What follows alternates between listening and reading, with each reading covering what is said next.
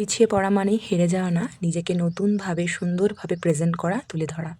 তো সবার আগে আমি একটাই কথা বলব যে আমি কেন এতদিন ভিডিও দিতাম না, এখন কেন দিচ্ছি। এতদিন আমি নিজেকে তৈরি করছিলাম। মানে নিজের কাজকে কিভাবে সুন্দর ফিনিশিং দেয়া যায়, তার মধ্যে আমি নিজেকে ব্যস্ত রেখেছিলাম। কেননা যখনই আমরা ভিডিও অন করে কাজ করি, একটা কাজের মধ্যে যে কতটা পরিশ্রম আছে, সেটা যারা আমরা কাজ করি তারাই সবথেকে ভালো জানি। আর অনেকেই দেখে বুঝতে পারে যে একটা কাজের পেছনে কি করে এইভাবে তৈরি হলো। তো সবথেকে আগে আমি যেটা বলব সেটা আমি মাত্র ৪ দিন আমি ক্লাস করেছিলাম। সেখানে আমাদের শেখার দিদিভাইটা খুব সুন্দরভাবে শিখিয়েছিল। তবে বাকি যে তুমি যে কাজ করবে সেটা কিন্তু সম্পূর্ণ তোমার নিজেকে ক্রিম বিট করা বলো, কারেন্ট চলে যাবে, কত রকমের সমস্যা, গরমে ক্রিম গলতে থাকবে। আর প্রপার আইডিয়াটা না তোমার করতে, করতে তুমি ভেঙে গড়ে নিজেকে পুরোপুরি তৈরি করবে। আর সেই কারণে আমি নিজে চেয়েছিলাম যে না, ভিডিও তো পরেও দিতে পারবো। বাট আগে নিজেকে আমি তৈরি করি। যারা আমার থেকে অর্ডার করছে তাদেরকে আমি আগে পারফেক্টভাবে দিই।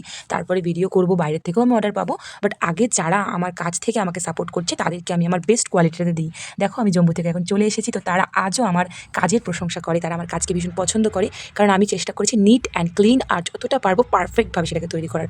কখনো দেখিনি যে আমি এই কাজের জন্য টাকা পাবো। আমি দেখেছি যে না, আমি যতক্ষণ সেই কাজটা ছাড়বো না, যতক্ষণ আমি নিজে না খুশি হব যে আমি আমার 110% আমি সেই কাজটার মধ্যে আমি দিয়েছি। তো এই কারণে আমি এতদিন ভিডিও করিনি, ভিডিও ছাড়িনি। এখন আমি ভাবছি না, এখন আমি নিজেকে অনেকটা তৈরি করতে পেরেছি। আর শেখার সত্যি বলতে কোনো শেষ নেই। তবে যখনই আমি কাজ করি সবসময় চেষ্টা করি নতুন, নতুন কিছু আনার।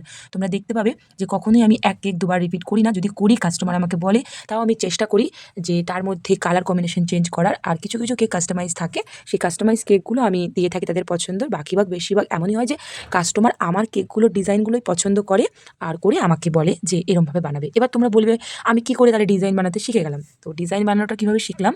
এই যে ফোন যখন আমরা ঘাঁটি না, তখন আমাদের চোখের সামনে প্রচুর ডিজাইন আসতে থাকে। তো এই ডিজাইন আসলে আমরা যদি চেষ্টা করি, মাথায় আমরা খাটাই, বাঁকার কালার কম্বিনেশন সব কিছু যদি আমরা মানে প্রপারভাবে তৈরি করতে পারি, কালারটা যে এত সুন্দর হয়, লুকটা পুরোটাই চেঞ্জ হয়ে যায়। এই ডেকোরেশনগুলো প্রপারই আমার নিজের সাজানো, নিজের তৈরি। তো তোমাদের এটাই বলব যে হেরে যাওয়া মানে পিছিয়ে পড়া নয়। হয়তো আমার ভিউজ আজ কম, কিন্তু একদিন আমি আমার লক্ষ্যে, আমার জায়গায় ঠিকই পৌঁছে যাব।